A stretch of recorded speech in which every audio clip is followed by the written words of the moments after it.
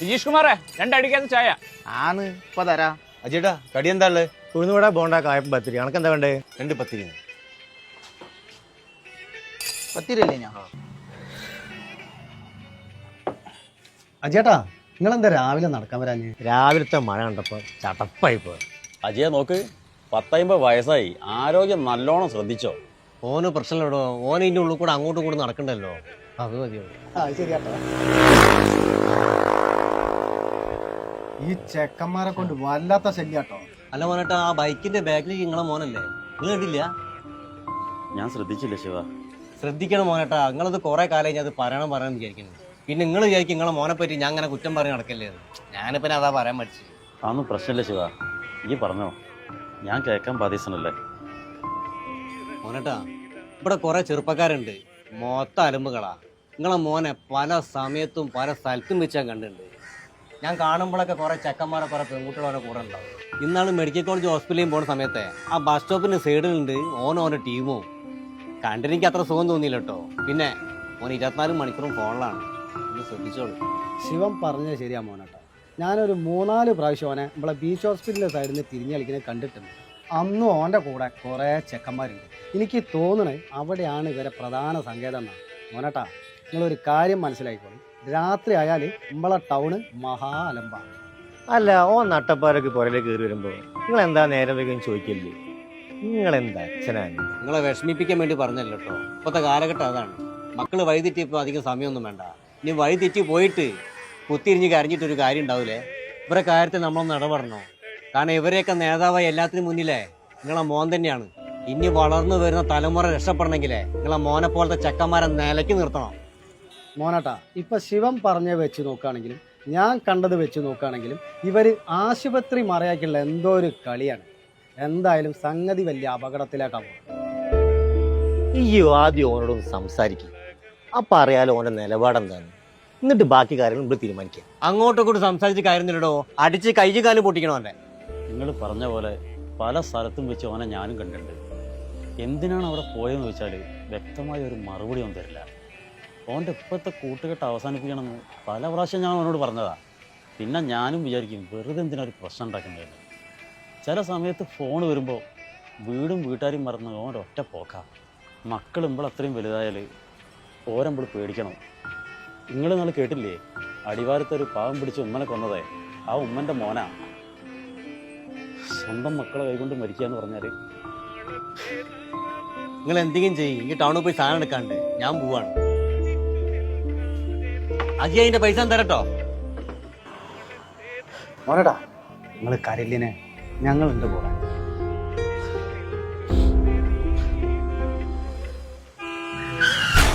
അയ്യോ, അവിടെ എന്താ ആക്സിഡന്റ് ആയിക്കിന്?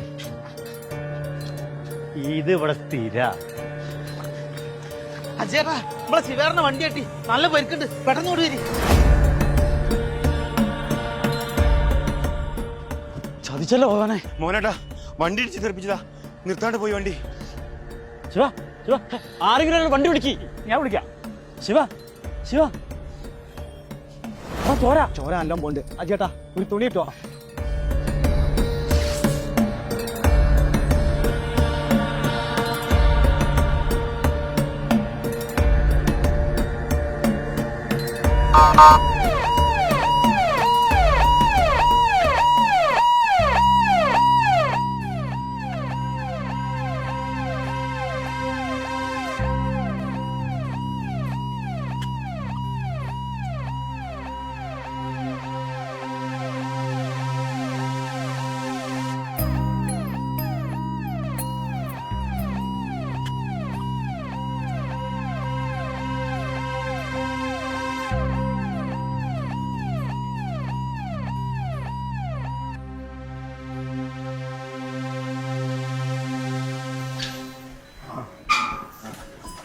നിങ്ങളൊക്കെ പേഷ്യന്റിന്റെ ആരാണ്? സുഹൃത്തുക്കളാണ്. ശിവൻ എങ്ങനെയുണ്ട് സാർ? ശിവന് ഹെഡ് ഇഞ്ചുറി നന്നായി സംഭവിച്ചിട്ടുണ്ട്. അതുകൊണ്ട് തന്നെ ഇന്റേണൽ ബ്ലീഡിങ് നിൽക്കുന്നില്ല. ഒരുപാട് ബ്ലഡ് നഷ്ടമായിട്ടുണ്ട്. പിന്നെ 2 കാലിനും കൈക്കും പൊട്ടലുണ്ട്. ഉടൻ തന്നെ ICUലേക്ക് മാറ്റും. ഇനി വെന്റിലേറ്ററിന് സഹായം എന്തെങ്കിലും ആവശ്യമുണ്ടെങ്കിൽ നോക്കാൻ സമയത്ത് നോക്കിയിട്ട് ചെയ്യാം. പിന്നെ നിങ്ങൾ എത്രയും പെട്ടെന്ന് പേഷ്യന്റിനെ ഇവിടെ എത്തിച്ചതുകൊണ്ട് നല്ല കാര്യമായി. പിന്നെ ഞങ്ങൾ ഡോക്ടേഴ്സിൻ്റെ ഭാഗത്തു നിന്നും ഹോസ്പിറ്റലിൻ്റെ ഭാഗത്തു നിന്നും മാക്സിമം കാര്യങ്ങൾ നോക്കുന്നുണ്ട്. ഒരുപാട് ബ്ലഡ് നഷ്ടമായ സ്ഥിതിക്ക് ഡോണേഴ്സിനെ നിങ്ങൾ സംഘടിപ്പിക്കേണ്ടി വരും. ഞാൻ ബ്ലഡ് ബാങ്കിലേക്ക് വിളിച്ച് പറഞ്ഞിട്ടുണ്ട്. നിങ്ങൾ ആരെങ്കിലും ഒരാൾ വളരെ പെട്ടെന്ന് തന്നെ ബ്ലഡ് ബാങ്കിലേക്ക് പോകും. ഓക്കെ മോനേട്ടാ അജയേട്ടാ നിങ്ങൾ ഇവിടെ നിൽക്കി. എന്തെങ്കിലും ആവശ്യമുണ്ട് അപ്പം വിളിക്കണം.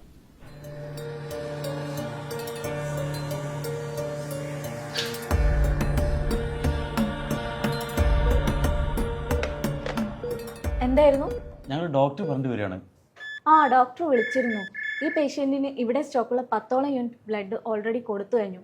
O നെഗറ്റീവ് ബ്ലഡ് ഗ്രൂപ്പാണ്, അതാണ് പ്രശ്നം. ഇപ്പോഴും ബ്ലീഡിങ് ഉണ്ടെന്നാണ് ഡോക്ടർ പറഞ്ഞത്. ഇനിയും ബ്ലഡ് ആവശ്യമായ ഇവിടെ സ്റ്റോക്കില്ല. അതുകൊണ്ട് നിങ്ങൾ എത്രയും പെട്ടെന്ന് ബ്ലഡ് ഡൊണേഴ്സിനെ ശരിയാക്കിക്കോളി. അല്ല, അങ്ങനെ പെട്ടെന്ന് പറഞ്ഞാൽ ഞങ്ങൾക്ക് ആരെയും കിട്ടുക? നിങ്ങളെ നാട്ടിൽ ബ്ലഡ് കൊടുക്കുന്ന ചെറുപ്പക്കാരൊന്നുമില്ലേ? സിസ്റ്ററെ, ഞങ്ങളെ നാട്ടിൽ കുറേ ചെറുപ്പക്കാരുണ്ട്. ഓലെ കാര്യമൊന്നും പറയാത്തന്നല്ലേ. ഒരു ഉപകാരത്തിനും കിട്ടൂല. ഏത് നേരവും അലമ്പ് കളിക്കുന്ന ടീമാണ്. നിങ്ങൾ അറിവിൽ ആരെങ്കിലും ഉണ്ടെങ്കിൽ ഒന്ന് പറഞ്ഞു തരുമോ? ഒരു ജീവന്റെ കാര്യമല്ലേ. ഞാൻ ഒരു നമ്പർ തരാം. ഇവിടെ ബ്ലഡിന് ആവശ്യമായ ഇവരെയാ കോൺടാക്ട് ചെയ്യല്. നിങ്ങളൊന്ന് വിളിച്ച് അന്വേഷിച്ച് നോക്ക്. മോനേട്ടാ നിങ്ങൾ ഫോണും തരി. ഞാൻ ഫോൺ എടുക്കാൻ പറഞ്ഞില്ല. ഹോട്ടലിലേ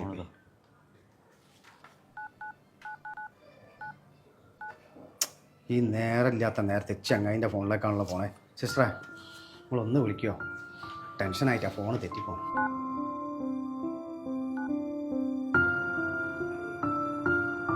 അനന്തു അച്ഛനല്ല, ഞാൻ സിസ്റ്റർ രമ്യ. അച്ഛൻ്റെ ഫ്രണ്ട് ആക്സിഡൻ്റ് ആയിട്ട് ICUലാ.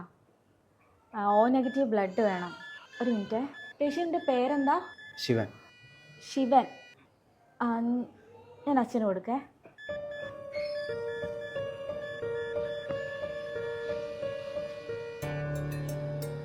മോനെ ശരി മോനെ. അത് ശരി, അനന്തുവിൻ്റെ അച്ഛനാണോ ബ്ലഡിന് വേണ്ടി ഓടി നടക്കുന്നത്? ഇവിടെ ഒട്ടുമിക്ക ഹോസ്പിറ്റലിലും ബ്ലഡിന് ആവശ്യമായ നേരവും കാലവും നോക്കാണ്ട് അനന്തുവിനെയാണ് വിളിക്കാറ്. അവരും അവൻ്റെ ഫ്രണ്ട്സും വന്ന് എല്ലാം ക്ലിയർ ആക്കും. അത് കണ്ടോ, അനന്തുവും ഫ്രണ്ട്സും അവരാണ് റിയൽ ഹീറോസ്.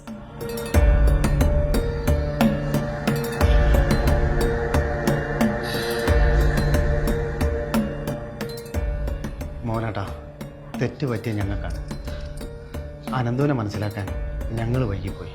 രക്തബന്ധത്തെക്കാൾ മൂല്യമേറിയതൊന്നും ഈ ഭൂമിയിലില്ല. രക്തദാനം മഹാദാനം.